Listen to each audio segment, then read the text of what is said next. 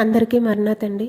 దేవునికి గొప్ప విధేయునిగా ప్రార్థనాపరుడుగా జీవించిన నెహెమ్యా గారు యెరూషలేము ప్రాకారము పడద్రోయబడి కోట గుమ్మములు కాల్చివేయబడ్డాయని తెలుసుకుని ఇశ్రాయేలీయుల పక్షముగా నెహెమ్యా గారు చేసిన ప్రార్థన. పరిశుద్ధ గ్రంథంలో నుండి నెహెమ్యా గ్రంథము 1వ అధ్యాయము 5-6 వచనములలో, ఆకాశమందున్న దేవ, భయంకరుడువైన గొప్ప దేవ, నిన్ను ప్రేమించి నీ ఆజ్ఞలను అనుసరించి నడుచువారిని కటాక్షించి వారితో నిబంధనను స్థిరపరచువాడా, నీ చెవియొగ్గి నీ నేత్రములు తెరిచి నీ సన్నిధిని దివారాత్రము నీ దాసులైన ఇశ్రాయేలీయుల పక్షముగా నేను చేయు ప్రార్థన అంగీకరించుము అని ప్రార్థించారు. ఎప్పటి వరకు తెలుసా అండి?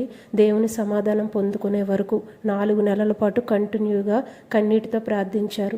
దేవుని సమాధానం పొందుకునే వరకు కొనసాగించారు. నా మొరను చెవియొగ్గి ఆలకించమని ప్రార్థించారు. విశ్వాసంతో ప్రార్థించారు, ఉపవాసంతో ప్రార్థించారు, బహుగా రోధిస్తూ ప్రార్థించారు, మోకాళ్ళూని ప్రార్థించారు. దేవుని సన్నిధిలో తన విజ్ఞాపనను దేవునికి మొరపెట్టుకున్నారు. మనం కూడా నెహెమ్యా గారి వలె దేవునికి గొప్ప విధేయులుగా, ప్రార్థనాపరులుగా, శక్తివంతమైన ప్రార్థన, శ్రేష్టమైన ప్రార్థన, సమాధానం పొందుకునే వరకు కొనసాగించే ప్రార్థన కలిగిన భాగ్యం అనుగ్రహించమని ప్రభువుకి మొరపెట్టేవారిగా ఉండాలని వేడుకుందాము. దేవుని ఆజ్ఞకు విధేయులైన మనిషి ఆశ కలిగి పూర్ణ హృదయంతో ప్రార్థిస్తే దేవుడు అతని ద్వారా మహత్తరమైన కార్యాలు ఖచ్చితంగా చేస్తారండి. ప్రతి వారి ప్రార్థన దేవుడు ఆలకిస్తారు. ప్రతి చిన్న ప్రార్థన దేవుడు ఆలకిస్తారండి.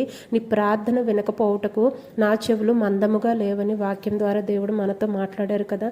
సో ప్రతి ప్రార్థన ఆలకిస్తారు కాబట్టి దేవుని సన్నిధిలో మొరపెట్టేవారిగా ఉండాలి. మన ప్రార్థనకి సమాధానం పొందుకునేవారిగా మనము ప్రార్థించాలి. అట్టి భాగ్యము యేసుక్రీస్తు వారు మనందరికీ అనుగ్రహించునుగాక.